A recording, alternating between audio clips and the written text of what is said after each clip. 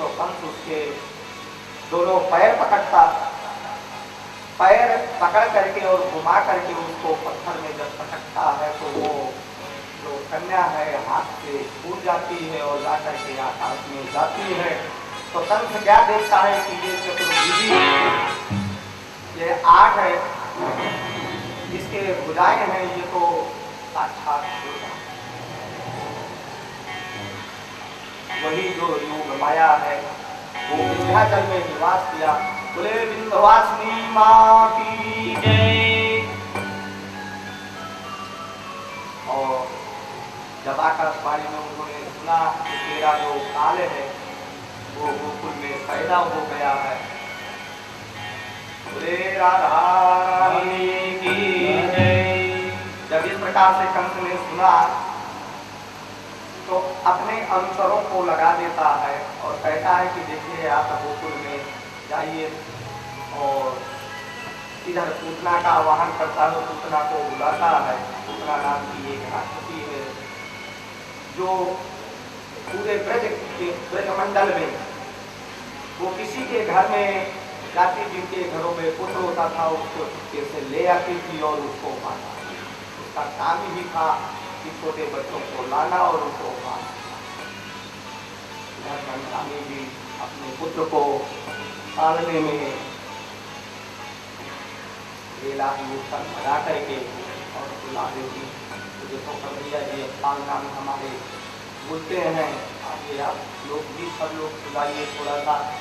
बोले बाके बिहारी लाल की जय। कांधैया झूले पाले नानित होले झूठा दी। कान्हैया झूले पाले नानित होले झूठा दीजो।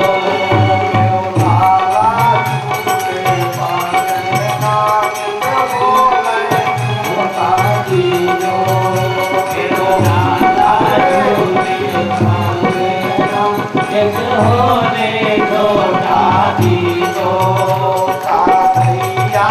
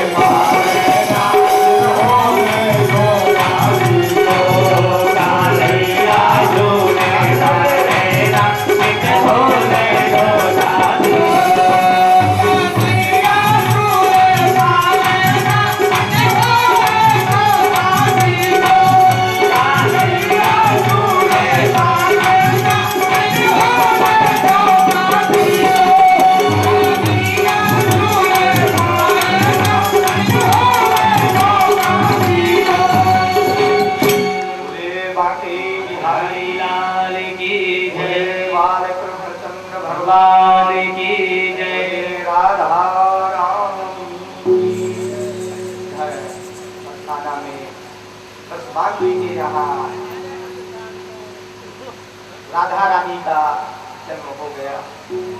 एक बार ऐसे वैकुंठ में समस्त देवता बैठे थे और वहां पर नृत्यगान चल रहा था। तो वहां पर भगवान शंकर भी पहुंचे थे। तो सभी जितने देवताओं थे वो अपने अपने वादन लिए थे। तो भगवान शंकर को ने अपना वहां तांडव नृत्य दिखाया। जब भगवान शिव जी ने तांडव नृत्य किया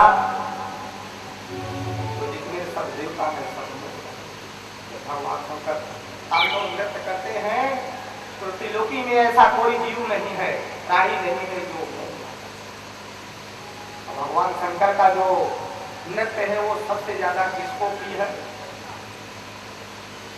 माता पार्वती।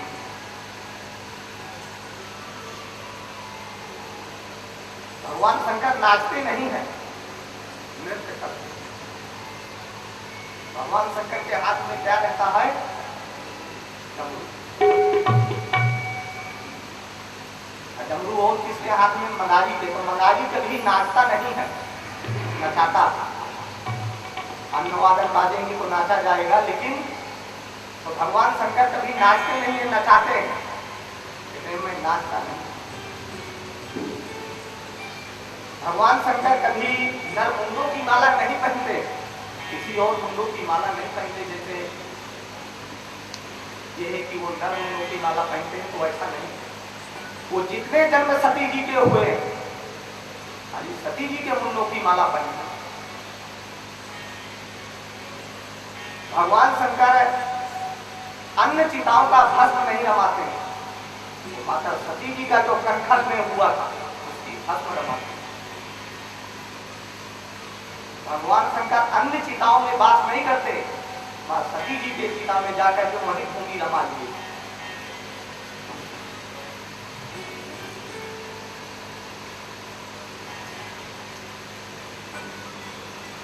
इधर जब देवताओं को बहुत अच्छा इनका तांडव नृत्य लगा तो वहां नारायण जी भी बैठे थे। तो नहीं प्रभु ऐसा है, द्वापर युग आ गया है और मैं जा रहा हूँ ये वंश में जन्म लूंगा, मंडल में, मथुरा में, वासुदेव देवकी के गर्भ, और आप जपा करके बृहस्पति जी के यहाँ आप भी जन्म लीजिए राधा रानी के उसमें, तो आपका मेरा खाली कहा हुआ करे। वही भगवान शंकर राधा रानी के रूप में बरसाना में विराजमान जी को कहा करते हैं। बोले राधा रानी की जय। ये राधा रानी भगवान कृष्ण को बहुत प्रिय। भगवान कृष्ण किसके आराधने हैं? राधा रानी की। और राधा रानी किसकी है? भगवान कृष्ण।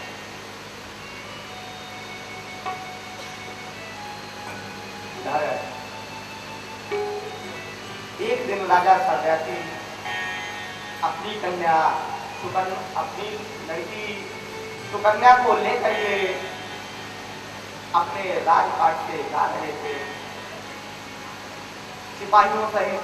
तो रास्ते में एक आश्रम को देखते, वो आश्रम चवन मुनि जी का था। जब उस आश्रम में पहुंचते हैं तो राजा घोड़े से उतर जाते हैं और घोड़ा उतर करके और वो आश्रम में सब सिपाही आदि अंदर घुस जाते हैं और वहाँ सरोवर है वहाँ जलपान आदि करते हैं। इधर सुकन्या देखती हैं कि एक बहुत बड़ी बांधी है जो मिट्टियों से दीमक लगा हुआ चीटियों ने घर बनाया, उससे दो ज्योति निकल रही हैं। तो सुकन्या वो एक कांटा लेती है और जाकर के उन ज्योतों में चुभा देती है। तो उन ज्योतों से निकलता है रक्त निकलते। जब रक्त निकलता है तो राजा के जितने मंत्रीगण थे सबका मंत्रों पर इधर सिपाही राजा ने आदेश दिया सिपाहियों को कि ये बताइए इस आश्रम में हम लोगों से क्या गलती हुई कि जो हमारे सब जितने ये घोड़े हैं, हाथी हैं और मंत्री हैं सबके मलमूत्र त्याग कर दिया। तो इसमें हम लोगों से कोई गलती हुई, आप इसका पता लगाएं। जब मंत्रियों ने पता लगाया कि महाराज यहाँ कोई ऋषि समाधि में बैठे हुए हैं, इधर चवन मुनि जी के पास राजा सत्यार्थी जब पहुंचते हैं तो उसको प्रणाम करते हैं, उससे क्षमा याचना करते हैं तो माफ कर देते हैं। इधर जो राजा अपनी कन्या सुकन्या का वरण चवन मुनि जी के साथ करते हैं।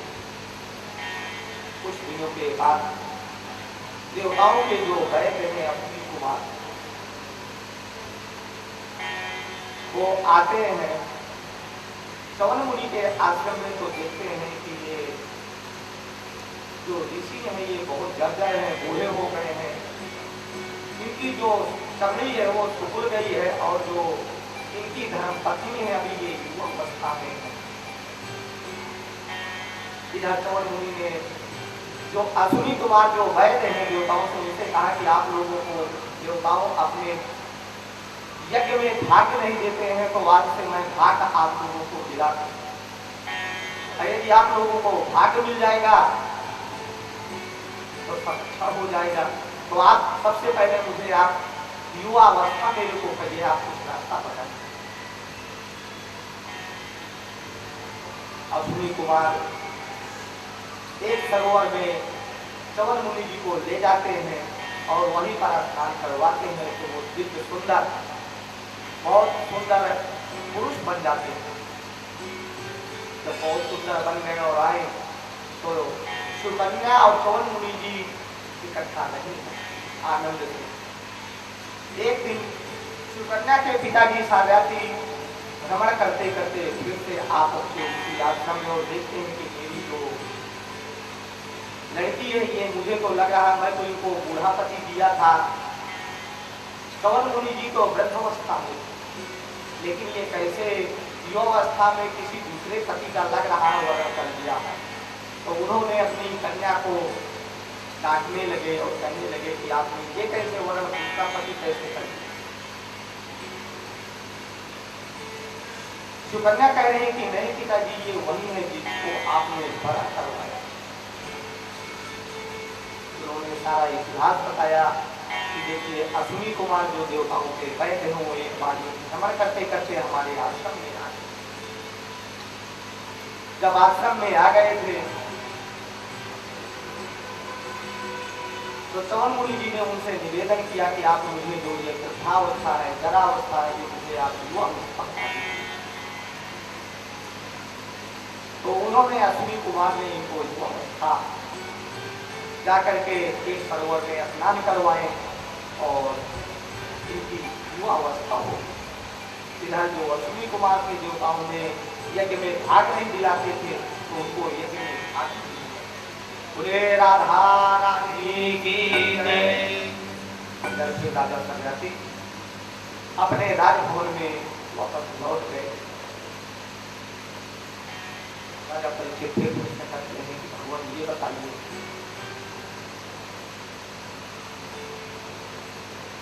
कि भगवान का जो ये वंश में अवतार हुआ और मंडल में उन्होंने कौन कौन सी लीलाएं किया।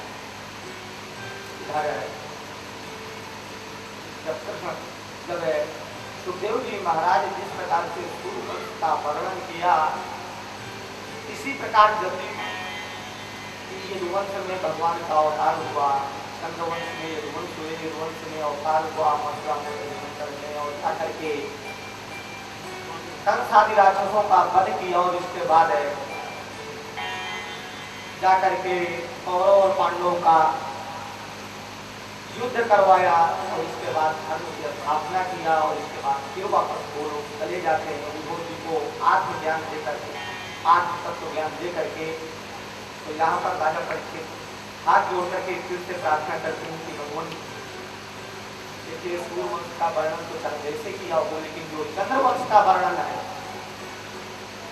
इसको आप उनको थोड़ा साथ क्योंकि इस वंश में मैंने जन्म लिया, जिस वंश में मैंने जन्म लिया हूँ उस वंश का मैं वर्णन थोड़ा विस्तार से सुनना चाहता हूँ।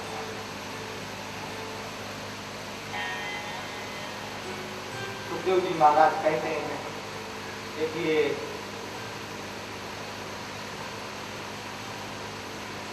जब भगवान गोकुल में नंद बाबा जी के यहाँ पालने में सो रहे थे उसी समय कंस को जब पता चला कि गोकुल में नंद बाबा जी के यहाँ कोई बच्चा है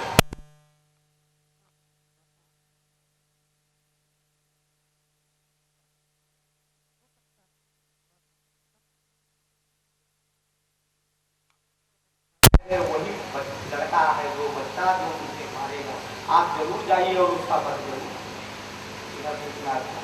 जाती है बहुत सुंदर एक स्त्री का रूप धारण करती है, अच्छे अच्छे हार पहनती है और अपने बालों में बेल लताओं की याद गूंजती है और सुंदर रूप बना करके जब पहुंच जाती है वहाँ गोकुल में तो चंद्र भगवान की है भूल जाते हैं और वो इस प्रकार से गिरती है